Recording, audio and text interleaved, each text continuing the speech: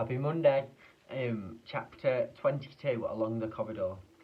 Well, well, well, sighed Mr. Willy Wonka. 2 naughty little children gone. 3 good little children left. I think we'd better get out of this room quickly before we lose anybody else. But Mr. Wonka, said Charlie Bucket anxiously, will Violet ever be right again, or will she always be a blueberry? They'll dejuice her in no time flat, declared Mr. Wonka. They'll roll her out in the dejuicing machine and she'll come out just as thin as a whistle. But will she still be blue all over? Asked Charlie. She'll be purple, cried Mr. Wonka, a fine rich purple from head to toe. But there you are, that's what comes from chewing disgusting gum all day long. If you think gum is so disgusting, said Mike TV, then why do you make it in your factory? I do wish you wouldn't mumble, said Mr. Wonka. I can't hear a word you're saying. Come on, off we go, hurry up, follow me, we're going into the corridor again. And so saying, Mr. Wonka scuttled across to the far end of the inventing room and went out through a small secret door hidden behind a lot of pipes and stoves. The 3 remaining children, Veruca Salt, Mike TV and Charlie Bucket, together with the 5 remaining grown-ups, followed after him. Charlie Bucket saw that they were now back in one of those long pink corridors with many other pink corridors leading off it. Mr. Wonka was rushing along in front, turning left and right and left, and Grandpa Joe was saying, "Keep a hold of my hand, Charlie, it'd be terrible to get lost in here." Mr. Wonka was saying, "No time for any more messing about, we'll never get anywhere at this rate." We've been going, and on he rushed down the endless pink corridors with his black top hat perched on top of his head and his plum-coloured velvet coattails flying out behind him like a flag in the wind. They passed the door in the wall. "No time to go in," shouted Mr. Wonka. "Press on, press on." They passed another door, then another, and then another. There were doors every 20 paces or so along the corridor now, and they all had something written on them. And strange clanking noises were coming from behind several of them, and delicious smells came wafting through keyholes, and sometimes little jets of coloured steam shot out from the cracks underneath. Grandpa Joe and Charlie were half running and half walking to keep up with Mr. Wonka, but they were able to read what it said on quite a few of the doors as they hurried by. "Eatable marshmallow pillows," it said on one. "Marshmallow pillows is terrific," shouted Mr. Wonka as he dashed by. "They'll be all arranged when I get them in the shops. No time to go in, though. Time to go on." "Lickable wallpaper for nurseries," it said on the next door. "Lovely stuff, lickable wallpaper," said Mr. Wonka rushing past. "It's got pictures of fruits on. Bananas, apples, oranges, grapes, pineapples, strawberries and snozzberries."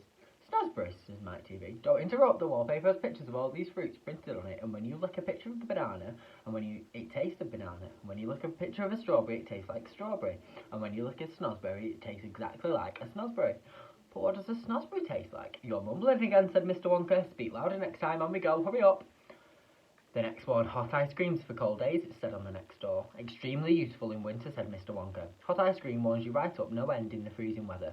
I also make hot ice cubes for putting in hot drinks. Hot ice cube makes hot drinks even hotter. Cows that give chocolate milk," it said on the next door. "Oh, my pretty little cows," said Mr. Wonka. "How I love those cows." "But why can't we see them?" asked Veruca Salt. "Why do we have to go rushing on past all these lovely rooms? We'll stop in time, don't be so madly impatient."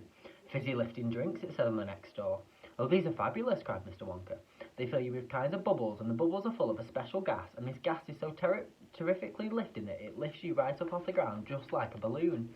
And you go up until your head hits the ceiling, and there you'll stay." "But how do you come back down?" asked Charlie Bucket. "You do a burp, of course," said Mr. Wonka. "You do a great big long rude burp, and up comes the gas, and down comes you.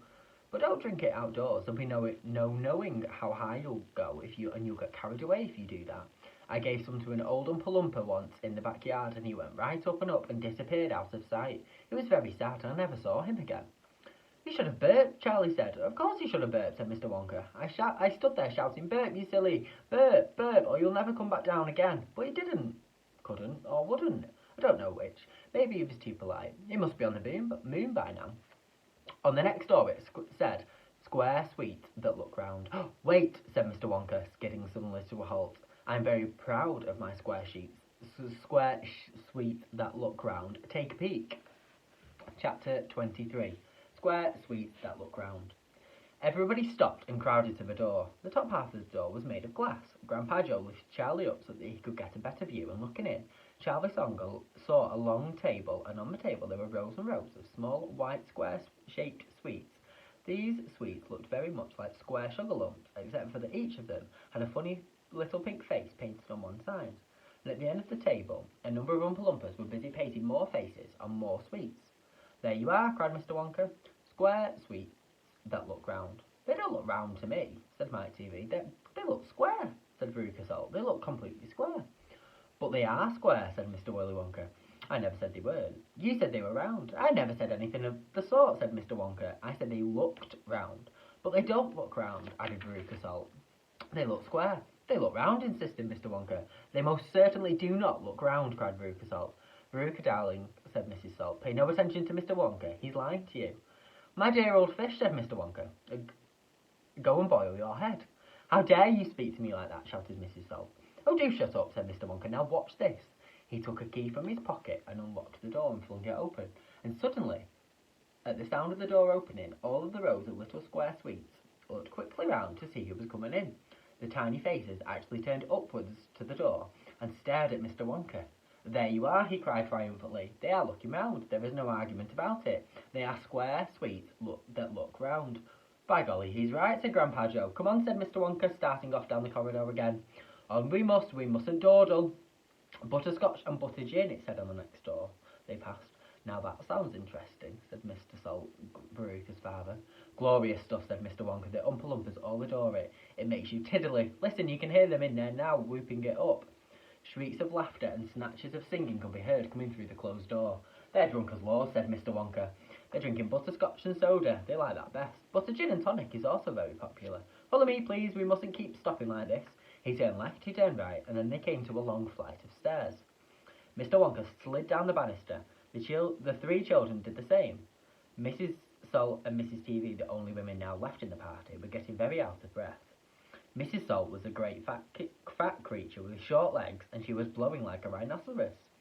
This way, cried Mr. Wonka, turning left at the bottom of the stairs. Go slower, panted Mrs. Salt. Impossible, said Mr. Willy Wonka. We should never get there if I did. Get where? Never you mind, said Mr. Wonka. Just you wait and see.